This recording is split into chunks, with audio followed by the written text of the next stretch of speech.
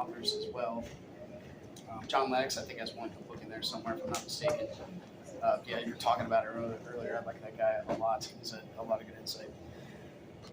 So, wanted to talk about C.S. Lewis a little bit more. That's a good place to start. Have you? I know I've asked you this question before, but I forget the answer, so I apologize. Have you read The Abolition of Man? Not yet. That's my favorite. I gave you that and book. I didn't even read it. It's only like it's like 3 chapters. You can do it in like 2 or 3 hours. This is a C.S. Lewis piece? Yeah. Oh, yeah. Yeah, that's my favorite. And it's So so, whatever you're taking notes on, send it to me. Okay. it's so interesting because the last book that C.S. Lewis wrote was The Discarded Image. And he talks about how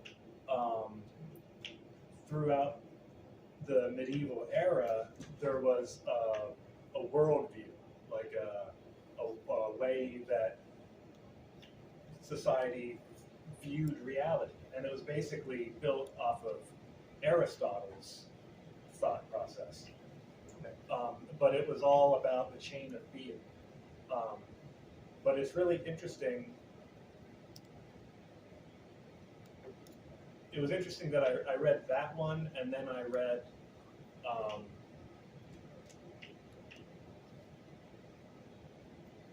What's it about? I think it was, I don't know, it was another one that had to do with like AI and Is this John Lennox book? it might have been. Yeah. I'm trying to think of it. It was 33, Yeah, something like that. Yeah, in that book, I got he quoted C.S. Lewis, and I can't find where he quoted it from, but he said C.S. Lewis said it. He said the concept of power. When you talk about power, you're always talking about power over other men, like all the time. That's from Abolition of Man. Oh, it's yeah, actually, that's it. It's actually not necessarily power. Maybe this is a different context, but it's a very similar quote, if it is different. But he's saying, he used it specifically with technology. Technology is simply a tool that one person uses to gain power over another, essentially. And he says that the end result of this technology is not going to be freeing people from each other. It's not going to be liberation. It's going to be one group of elite people forcing their will on everyone else. That's the heteronymous. But it was such a good book, and the very first line in the book is I think we need to pay closer attention to what we're teaching our kids in school. Oh my gosh, dude! And then when did he write that? Like 1940? In the 40s, 43. probably, Yeah. They were Holy teaching crap, kids man! in the 40s. Yeah.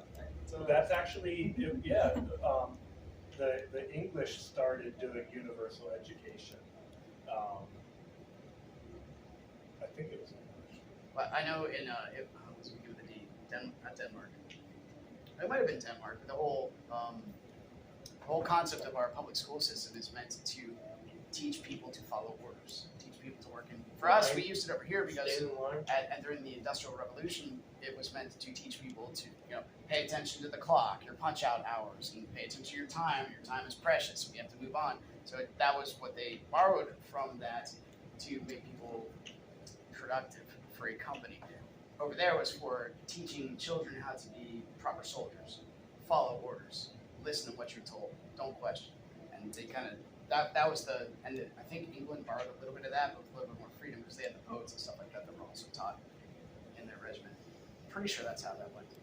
But yes, we should pay attention to what we're teaching kids in schools. That's why for all of you that donated today, it's all going to Keystone Christian Academy. I'm on the board there, and I want to help them out as much as possible.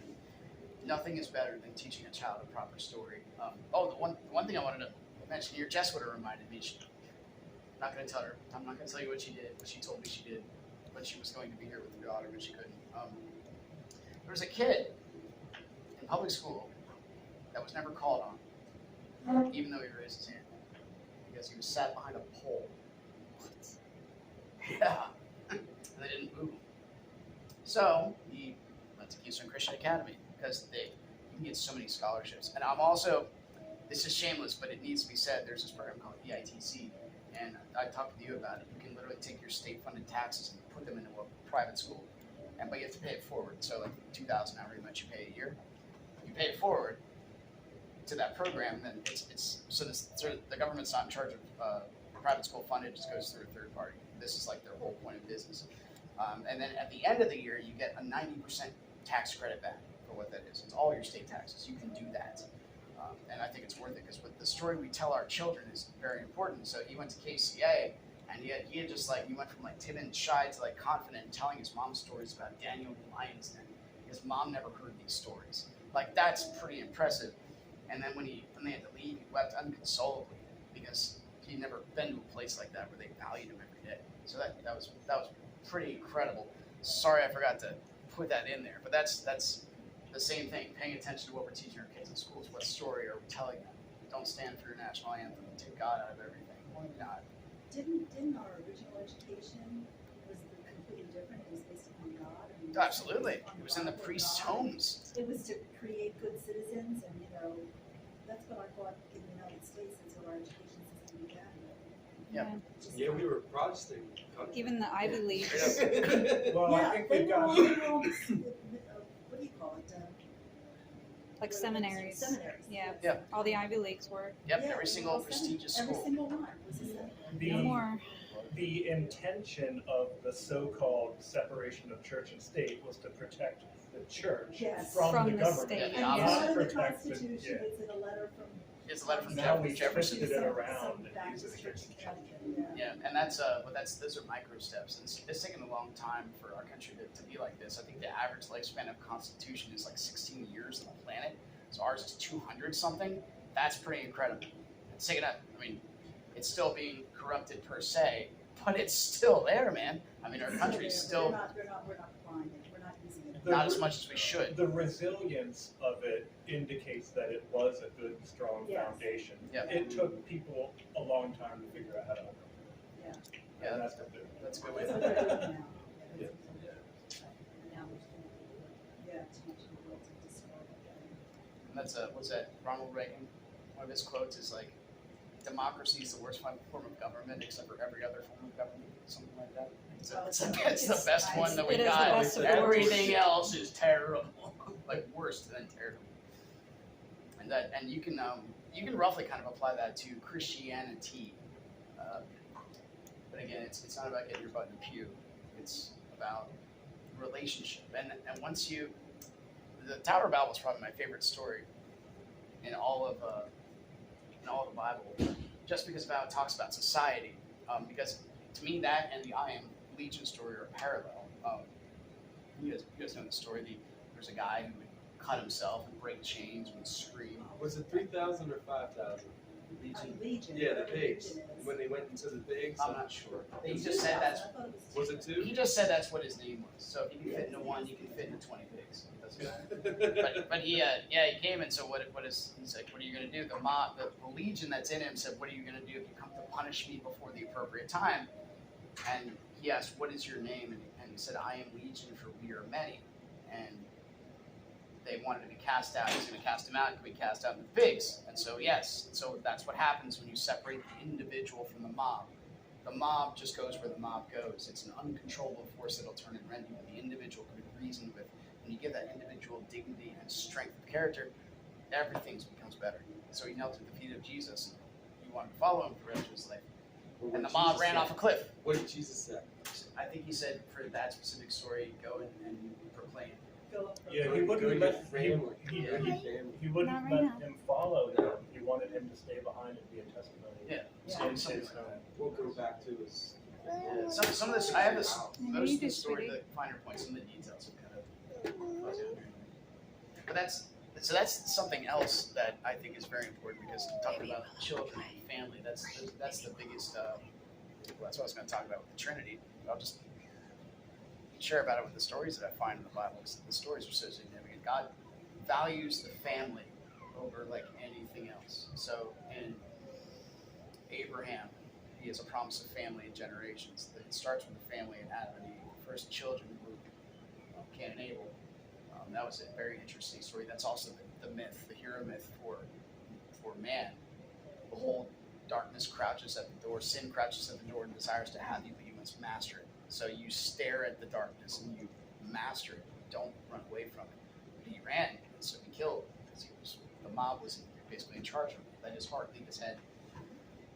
So then you have the flood story, and then you have Noah and his family was saved. Yes, and then you have the Tower of Babel. And so the Tower of Babel, everybody spoke one language, and God said that's not good. Instead of just destroying the entire thing, confuse their language. So they went from mass to pockets, and they started having a relationship with each other again. So I thought that was interesting that God really, the family is where you see all this stuff. I guess to go back to something you were saying earlier, you had mentioned about the story and the unifying narrative or whatever. But we just have to make sure that what's uniting us is the truth, rather than, like, if I had to choose between unity and truth, I would hope that I would choose truth, not unity.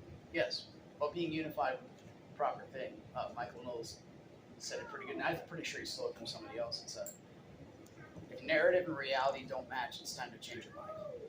And sometimes that requires standing up, and sometimes it requires dying, unfortunately. Hello. So what are you willing to die for? That's another good question to ask yourself, especially as a follower of Christ. Would you be willing to die for that? Well, maybe Can you not sit over here? willingly throwing yourself off a cliff, but perhaps, like if you've ever touched Fox's Book of Martyrs, I think some of those guys, they did die for Christ, but maybe they could have fought a little bit harder. Because when one person dies, it's not just one, it's more every time. Solzhenitsyn made that pretty clear. There's a couple stories in there about good fathers kind of laying their lives down for the sake of the people, and they're if you feel like tearing up, that's a good book to read. The Gulag Archipelago, yeah. That's I'm going to read the rest of them because I feel like I should. I think I read that, tried to read that. I only got through part of it Yeah. years ago. I think I tried to read it. It's not pretty. No, it's not. It's examining the darkness, and so why would you examine the darkness? Because it's chaotic and ugly out there. Well, maybe you have to kill a part of yourself that's innocent, so that way when the darkness does come, you know how to fight it. So it's one way of looking at it. Martial arts is my other passion. Yeah, I'm not even kidding. So push-up analogy is pretty good. I do push-ups now, so that way when the fight comes, it's a lot easier. It's sweat more in peace and bleed less and more. So Oh my something goodness, like that. sounds like my husband. He's not. It's a pretty good mantra to follow. Where you sweat Isn't it peace, funny? let you bleed it more. All these- Isn't it funny that all these small towns, the oldest building is always the banks? You think so? Yeah. Is that a bank? I have no idea. It looks That's like a bank definitely to not me. the oldest building though. Yeah, It there's looks like quite, a bank though. there's quite a few. What's that? Doesn't it look like a bank? Well, it was at one point, but yeah. I can't see a bank around here. Even hotel is pretty darn old. Yeah. That may be one of the oldest buildings in this existing town. Something you see a lot, even in Cincinnati, a lot of repurposing of old churches. Falling to pieces. Oh, yeah. There's a plethora of churches everywhere, once Mexico filled, and they've been Maybe as old congregations as and the even the dropping now, down probably. rapidly, and now they've been empty and stuff, and it's like, sort of like respecting or leave it as it is, and then now we're Yeah, I like the old churches. clubs. The old turn into church, clubs, turn into homes, turn into all of our apartments. modern- Apartments. all of our Yeah. If they're not being used for worship God, put them on the market, use them for something else. That's, yeah, in Dover there's a workout gym that it is a church. Like you can, it's clearly one of the older ones. I like the older ones because the idea was that you're glorifying God by the structure of the building itself. So now, I mean, we are in a church like this in COD East, and it looks like a strip mall that's been gutted. I can understand that. It's economic, right? It's already there. You don't have to spend money building it, but that's the whole concept of the older buildings when they were used to be churches, where you're building something that's these beautiful stained glass windows, and it's a bell that goes up to the top, and you make it structurally sound inside. You sing, and the acoustics are just all marvelous, and the whole thing is built just to glorify your worshiping presence of God. I mean, when we get this day and age of like catastrophe and something catastrophic happening to a church and stuff like that, that's something that you hear a lot from a lot of ministers that it's the congregation that's that makes up the church. You know what I mean? Oh, yeah, It's yeah, on sure, the- sure. On the roof and on the walls, stuff like that. And it's quite evident, especially down in Shrewsbury after what happened in the YMCA down there, the whole back that's been completely reconstructed and as part of a church is been along as a church since we've been going there. You know what I mean? And it's further seen from what a church normally would look like though. But I'm with you. Doesn't matter. I like the older structures. I just think, I don't know, they look nostalgia. really neat. I don't know how else to put it. Yeah. I think it's The intent of that building is to glorify God while you're in It it. is. So Absolutely. it's pretty neat. Like, we do what we have to do, but it's still really. I We like have it. it's not really an argument, but it's a semi-discussion every time we have our staff parish meeting. One of the members of the congregation that comes to the early service, when the pastor preaches, there's a screen that comes down and it covers the stained glass behind it. Just because that's the nature of Yeah. how things go. And a lot of the folks in the older congregation, first congregation, wanna see the stained glass window. So like, can't we put the screen up at least for the last half of the song or Oh, I the last gotcha. half of whatever? And Pastor Mark's like, you're not here to see the stained glass, you're here to, it's That's a the point. rest That's a of good point. it. And so, but it's kind of this balance in between, and we've yet to figure out how to solve that. Okay. Go back to hymnals. I think a lot of Go back to hymnals. Oh no, not this. I think a lot of life is trying to find the correct balance. Yeah. Yes. Well, it's relationship, right? We want at least like talk that through. Let's reason it through together. It's when you make that cutoff, like that's it, no more forgiveness. We're just doing it my way. That's when you have falling outs. A relationship usually, a compromise, it really helps out. Have two services. We do, Oh, but in both cases, there's a screen. oh no. That's why I go back Yeah, to just hymnals. go to the It's not contemporary anymore. It's screen or screenless. Right? Yes. I think It was- we're way too technological now. We all have to have the PowerPoints and the screen and the Yes. presenter and stuff like that. And No hymnals. Phone app. Yeah. Yo, Yeah. this There you guy. go. $1 million idea. Download the QR code, you're done. Now everybody, let's pray and log into our app. I don't know, man. Text your prayer request Text your now. prayer request right now. Going back to the Wiccan concept of do no harm or whatever, I think that's obviously an important element of any morality or whatever. But you would think that would be the most basic entry level. Actually, that's how I got into. Well, I grew up knowing Christianity, but I rejected it. But then my return to Christianity was when I realized, hey, I'm doing a lot of harm. So the old saying, when you find yourself in a hole, stop digging. And I think that's kind of what the do no harm is. Stop making things worse for yourself and for other people. But that only gets you to neutral. Yeah. That Still gotta it's climb out of the hole, it's right? important. Yeah.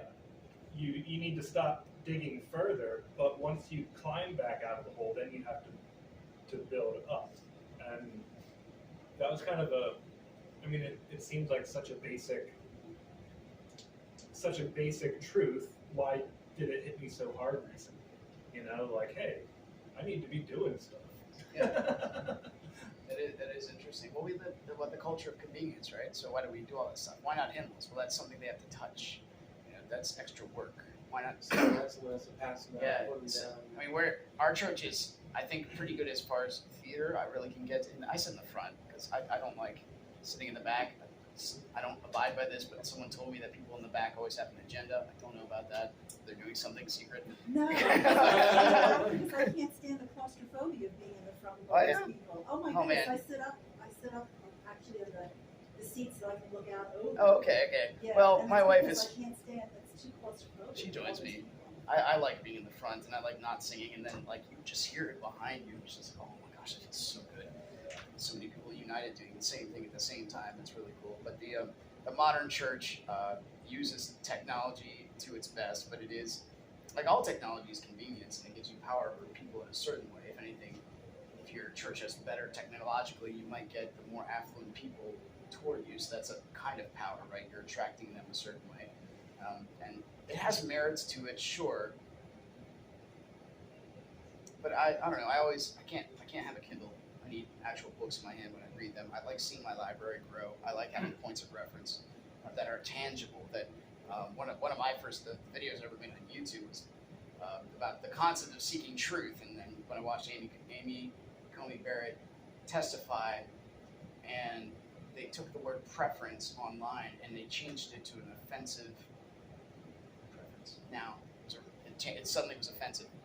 And they changed this online, and I'm like, and she bought me a Webster's dictionary, so I wouldn't have that issue. So words just can't change magically because of political or cultural And issues. that's one of the problems with doing something in Kindle all the time or online, because they can change that. And they have been. They've actually been pretty open about it, Yeah. which is frustrating. Yeah, I saw a news article recently. I didn't read it. I saw the headline, but it said something like Google quietly changes one of their fact checks from a couple years ago or something, I Yup. think I saw something. just to so that Go back and see what Well- the check. Jeez.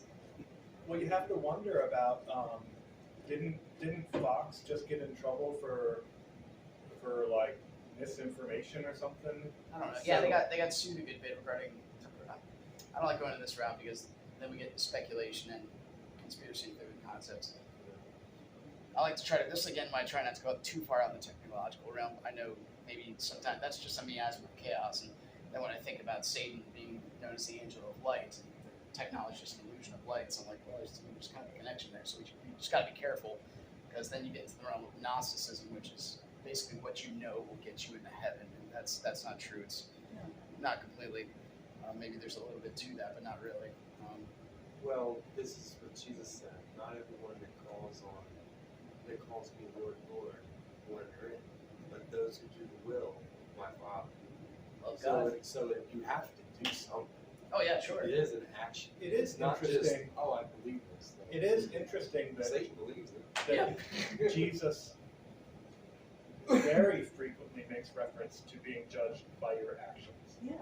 And he even uses the analogy of producing fruit, like a bad plant can And produce judged good by fruit, it. and a good plant can't produce bad fruit. And fruit is a product of work. Yes. Correct. Yeah. That's your labor. Is Yeah. your fruit. And that's in Genesis too. Be fruitful. Yeah, be fruitful, and multiply. The first two command, first command or two commands, have kids and manipulate the world in a positive manner. Oh, what?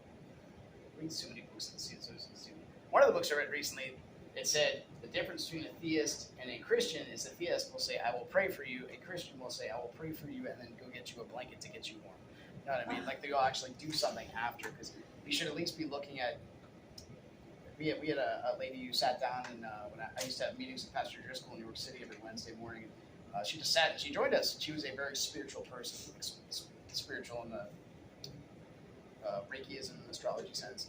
And she said, I don't see a problem with just me staying in my house and praying for people. Yes, you can. You can be a prayer warrior. But warriors have to fight eventually. You really got to have something manifest in reality. It should be seen in your life. How are they going to know how good you are or how good you are not if you're not presenting yourself on the public stage one way or another? That's got to be part of it. Well, and it's not necessarily to see how good you are, it's to praise God. You know what I mean? Yeah. To see how good the God is that you serve. Yeah, the intent. What fuels your intent? Maybe that sounds good. But instead of how good you are, so you have to have a standard between good and wrong, good and evil. See what fuels your intent. Something like that. Yeah, do no harm. It's deceptive when you don't have guidance in the home, especially with the mass amounts of divorces. And I think the average age of marriage is like 37 today. 36 or 37, that's quite old. Wow, really? Yeah, and yes, and the average divorce rate is like 70%. Maybe not here. This is where, in the cities, things are just like, it's like a flip switch. So around here, we're not totally affected, but we should still pay attention, because that kind of stuff's right around the It's corner. gonna get. Yeah, so That's the way the culture is going. We need to pay attention. Well, Well, that actually calls me back to the original point I was trying to make, but I got That's okay, distracted man. somehow. It's all The- good. The do no harm. Yeah. It's what should be the most obvious truth, but that's most people's objection to Christ. I want to do harm. They don't call it harm, but they just want They want to do to what they do want whatever to they do. want to do. Depends on your definition of harm. Yeah. Or how much you want to look outside of your sphere to see what you're harming. I don't want to be held to a standard. Yeah, because you can do whatever you want then. Even if it's the standard of, eating healthy or helping out society. Christ is the son that picks up the heaviest responsibility. He actually gives his own life to pick up the heaviest responsibility on the planet and carries that until he dies. That's the model of a child figure. And I kind of, one of the things that got me when studying the Trinity is the idea behind the Trinity is actually the family life. And it gave me like a ton of bricks when I guess I had help figuring this out. A lot of my knowledge is just, I read incessantly, so pattern finding is kind of, I think maybe I have a small skill set. I see the Garden of Eden lolly, and it's right there. But you have to see the Father, the Son, and the Spirit, and the Father is, well, he's the Father. And the way that I think this depicts the family unit is if you look at it in the negative, so the father guides, the father's the past, the father of the rules that have kept the tribe going. The father bestows upon the male the masculine role. He turns a boy into a man. He gives life to the woman. Life comes from her. So that's the father.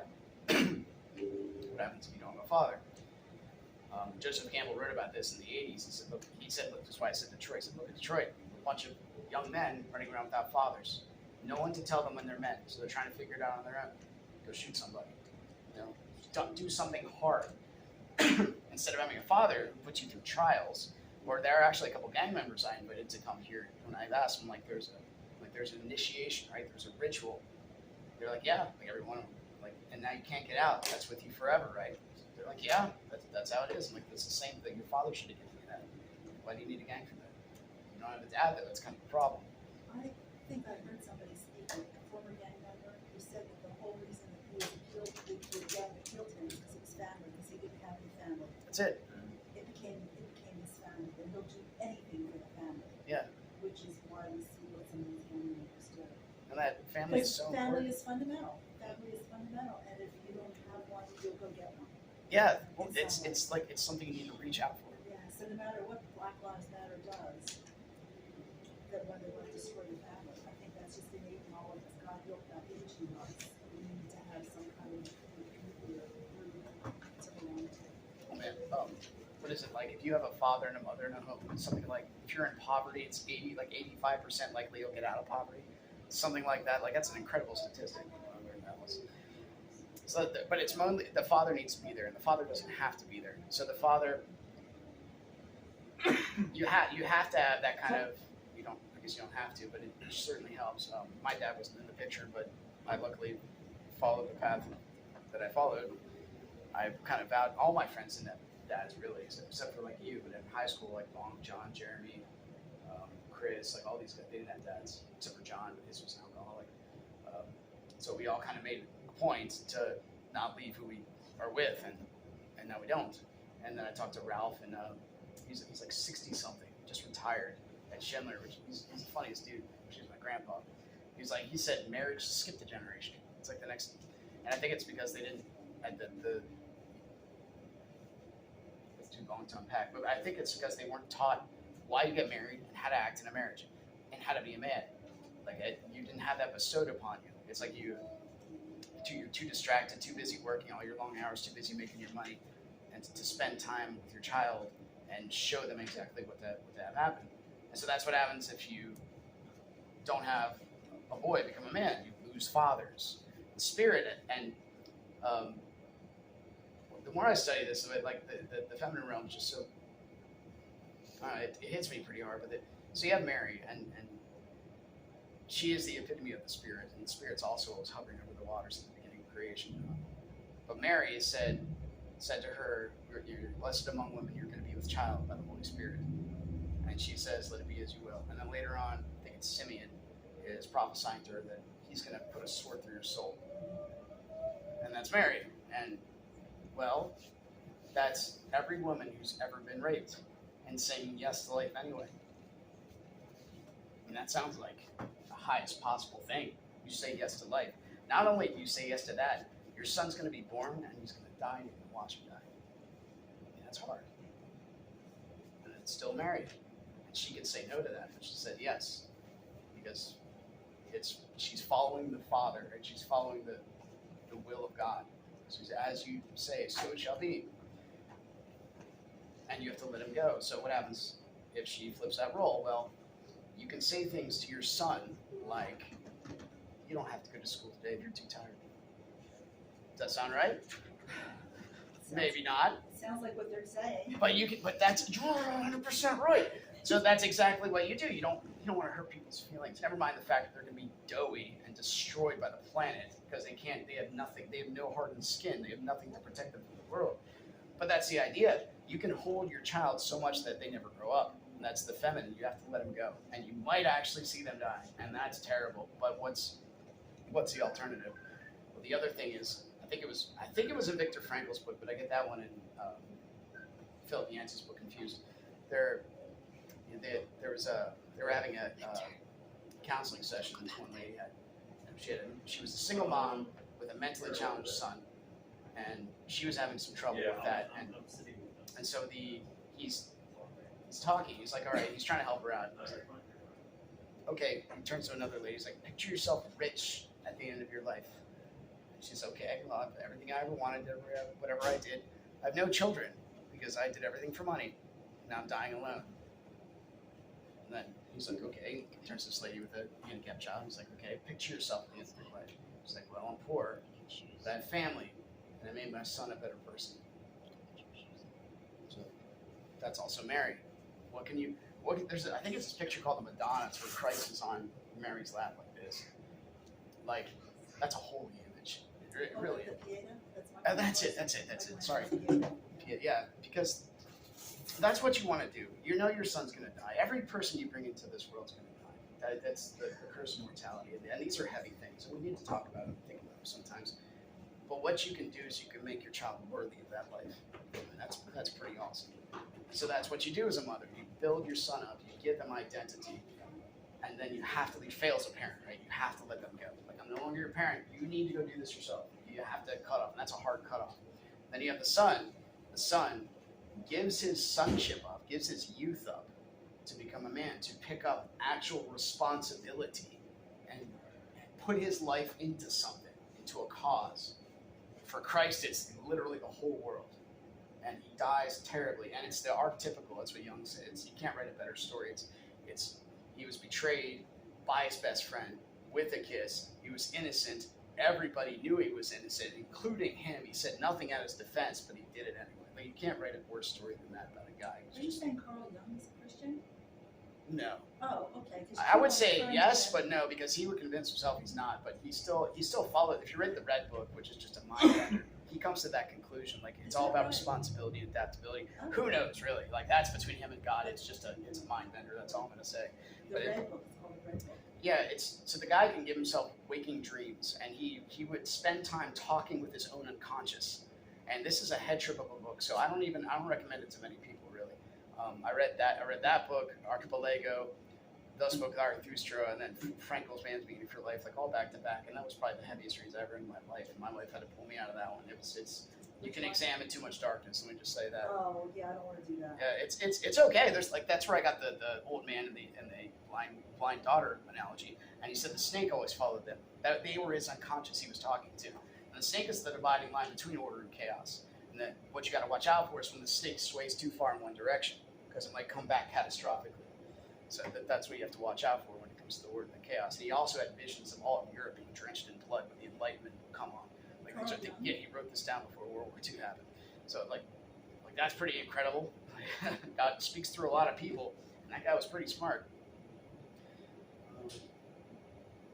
So Carl Jung would put out archetypes, and archetypes is like the pinnacle of a story figure.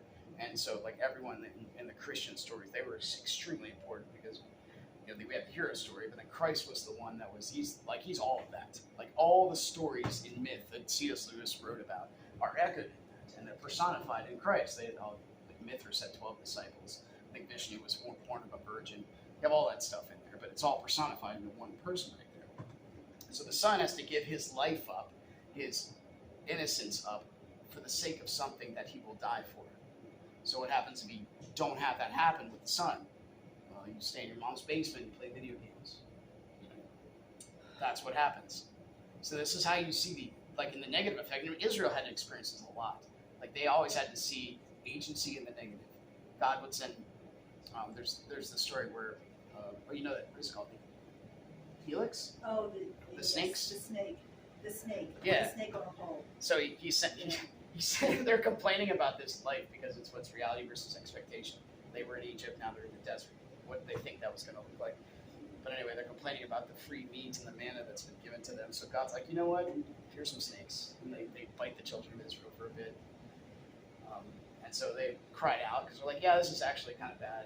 God's not protecting us. And so what do we do? And but the moral of that story is, Moses put a snake in the ground and have them look at it when they're bit to get rid of the snakes. And that would cure it. Cured the fear. Yeah. Well, it would cure them. It's not specific what it cured them from. But what it did, the idea behind the story is that you face your fear. It's the same myth as Cain and Abel. It's the same story. It's the same myth of man that we resonate with. The true myth, that you face the darkness. So you stare at it and be like, what can I actually do about these snakes? Maybe you'll think about that for a minute while you're staring at them.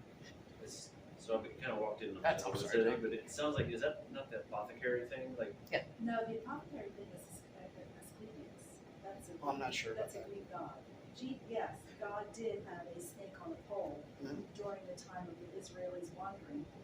The medical yeah. The medical is Caduceus, which is Asclepius. It was a god of healers. It was a Greek god, and it's two snakes. So I thought And it's that a little bit different. It's a little bit different. It is. I think it was kind of like maybe borrowed from the Old Testament, and a lot of people think that single snake on a pole is referred to medical and healing and stuff. And I don't. But I know that was the origin of something was biblical or religious. That's what it came It from. was Greek mythology. Was it Greek Yes. mythology? It was that Greek. was Yeah, okay. the Caduceus It is is Greek. interesting that they're similar. They're similar, and- but yeah, it's exactly right. Isn't Satan constantly a Well, we just, in my small group, we just went through the book of Revelation, and almost all of the book of Revelation was almost Christianity, but just not quite. Like or like a perverted version of Christianity. If you look at all of the symbolism, like couldn't get through all of it right now, but what really impressed me was the beast breathing life into its creation. Oh, that was the false prophet. yeah, instead of God To make thinking it life. look like So it almost. is. Oh, I see what you mean. Okay. But the prophet, and then Yeah, so the it's almost dragon. like the false trinity. Yeah, that's exactly what it is. It's the dragon, the father, the son is the beast, and the false prophet is the Holy Spirit. Yeah, it's the intermediary Yeah, between the that's two. that's the unholy trinity. Yeah. That's the Yeah. unholy trinity. So I always thought the Jewish stories came before the Greek myths. That's why I'm like, as you look on Wikipedia and you ask what the snake is, it'll say every time it's the Greek. Every time. I'm like, I don't know about that. I think the Jewish one came first. Well, the Pretty- Jewish pretty- one, I think the Jewish one did come first. Yeah, I'm pretty sure it did. It did come first, but I don't believe that the Caduceus comes from the Jews. I think it comes from the Greeks. What's also interesting about that is because I work in elevators, they're interchangeable. The symbol for healing, it's like you'll either have the one snake or the two snakes, and it's like almost random. They're just Yeah. like, whatever, we know what Yeah. this means. Yeah. So that's what that goes for. So the way I recognized a lot of what the Trinity and the family aspect was through the negative, and that's, we can call that agency through the negative. I think Israel experienced that a lot. And a lot of the history in the Bible that we have is God telling you how to live. 10 Commandments, like I tell my child, don't play in the street, for your benefit later. Then later on, Christ actually tells you what to aim for: love God and your neighbors yourself. Instead of having these rules, it's almost like it took a long time for mankind to mature. But God tells you what to do, and and Israel specifically figures out in the course of a couple millennia, hey, yeah, we should have listened to him, because every time we don't do this, bad things happen, not for our benefit. You have to actually, like, apply that to ourselves too, because how often do we go off track? Oh man, we are our worst enemy. You know exactly what's wrong with you, and I know exactly what's wrong with me, and we fight that fight, and that's the flesh and the spirit all the time. Like, you don't need anyone to, well, maybe you do need someone to tell you if you can't see it. That's why you can have a significant other. They'll help you out with that. Israel should be like the model to us. Don't do that. Don't do that. Yeah. Right? But then, so what happens? You'll have somebody, those are mythical stories. Instead of they'll just come right back to here. I think it was I don't want to get too political, but it was a Clinton saying repeatedly, both of them actually, where they would be accused of something, deny, then suddenly, it was so long ago, it doesn't really matter. Oh. Like, both of them did that. What does it matter? Like, holy crap, man. Deny till no one cares. So I'm not trying to throw politics into it, it's hard not to. Actually, Pennsylvania's Supreme Court said that about the rigged election. Deny. Yeah, It's so long they said, ago. nobody cares. That was Yeah. their response. Yeah, that was our president's response after Afghanistan, asking about the guy that fell from the choppers like 2 days ago, 3 days ago. It's like old news. Wow. Wow, man. It's interesting, you were talking about the politics and religion, like the separation and stuff, and I was just talking to one of our church elders, and she was talking about a story about how one particular pastor was removed, and then she went into the details behind that, and I was like, that sounds an awful lot like politics. She's like, oh yeah, politics is in everything, including in religion. Once you have a church hierarchy, and maybe Dan, you know more about this, there is a corporate aspect to it. There is something else you have to pay attention to as well. But it's like, if you keep I think our church is so successful because they spend at least $500,000 a year on missions. Like, that's something that's pretty incredible, and they are trying to be, and we hold events for the community. And I'm very transparent about the funds that are in the church as well. I think those are the only reasons why, and we stick with the inerrancy of Scripture. Like, that's our book. We do not stray from that at all. That's my opinion on why our church has been fairly successful. But you can get in that danger of money. And, oh my gosh, what's that guy's name? He wrote a book called "I Was Wrong." He had the first satellite Christian network. Oh, Jimmy? Not Baker. Yes, it was Baker. Was it? That was Baker. He made. Oh. So there's something incredible. This is where you can have God turns all good, or all evil is good. Like, go make a satellite network. Well, Go do that. The thing is, Good luck. Like, he did that. That's great. Like, even the righteous person can be corrupted. Yeah. Like, there's Yes. there's, like, you have to constantly strive for your own, spiritual perfection. You can't, because, get more opportunities to fall when you have all that, It's a daily battle. Yeah, it's a deal, and you have to kind of, be very conscious about that. And you have all these people like saying, "Oh, you're so great, And your pride pops up, like, maybe I am great. So you gotta constantly humble yourself. I think the third world countries need to start sending missionaries to us. They They are. have. They are. I guess if you look at the Methodist Church, they're going through this huge disruption, and like the African branch of the church is like put together. The Catholic churches, yeah, my husband goes to a Catholic church. He's a priest from Ghana or someplace like that. And all the priests now that are coming into Catholic churches, they're all from Africa. Wow. They've been sent over because we're so lost. They're coming to help us. Yeah, and it's looking Catholic churches. Yeah, maybe they'll help us out. Might be a good thing. But we need to humble ourselves and recognize that. What are we aiming for? That's what so in Fox's Book of Martyrs, a lot of it has to do with the Catholic Church persecution, and one of the things that a priest said was that we have to deny the very gospels ourselves to save the church, then that's what we have to do. Obviously, that's blasphemous. That's the reason you have a church. So once you're going that far astray, something's wrong. So that's when you slap someone across the head with the Bible, not literally, right? Metaphorically, like, this is literally what it says, and they say That's not for we you. are That's not above for you that. and me. That's just for the priests. They don't understand. There's also that part of it too. But if they stray away against the actual proper aim, nothing but destruction goes that way. There's nothing but darkness. Can I ask, so what is all this stuff to do with Oh, so, well, I think I explained it a little bit to you. The idea behind this is that the C.S. Lewis Institute, which is, I guess, my best credential for speaking like this, they have a fellows program. It's 2 years. You can do one, and then you can be part of the Inklings. So you just read one book a month, you attend a lecture, and then you just have conversation, kind of like this. Preston's been through it before. John's been to a couple of them. You read, so in the program, you read a book, you read probably 2 or 3 articles, watch a video, write a paper about scripture, write a paper about everything you've read, hand your papers into your mentor to read, and it's not like a graded class. Like you have conversation on this because the idea is not to just get points, it's to literally make you more confident in your faith, so that you are structured, sound, and that you can converse with other people. And be confident about that. Discipleship of heart and mind. Yeah, but So that's what the CS Institute, CS Lewis Institute is all about. Is it an online? It's an online program? it's in or- person. It's gotta be. It's in person. So It's in there's Dillsburg. people here in this area? Where is it? It's in Dillsburg. Oh, in Dillsburg. Oh, I didn't know that. Yeah. Oh, okay. Yeah, we're going on a retreat 2 weekends from now. Yeah, that sounds right. How much work does it require? I just It's told a you. lot of work. It's a a lot. good bit. I think that's probably, it's not a commitment to take lightly, and I think that it might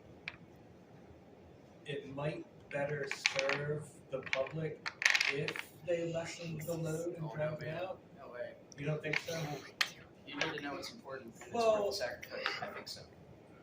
Well, I agree and I disagree. If it is such a large commitment, some people are not able to make that commitment. You know what I mean? Yeah. Like with family commitments and work commitments and community commitments. You know what I mean? It is Yeah. a large commitment. That was the biggest. Is there a time too, like you have to complete everything in a year? Well, yeah, It is there's a monthly year program, assignments. yeah. So every month, like this month, talked And about you actually go spirituality. to Dillsburg and you meet with people and you converse with people. Yes, for your monthly lecture, you will, and then once a month you meet with your triad, and then you also meet with your mentor at some point. But you can schedule that, and people live all over the place. Not too. It's a central PA location. There's one in DC. It used to be not Harrisburg.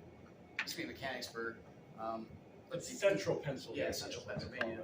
It is extremely valuable and free.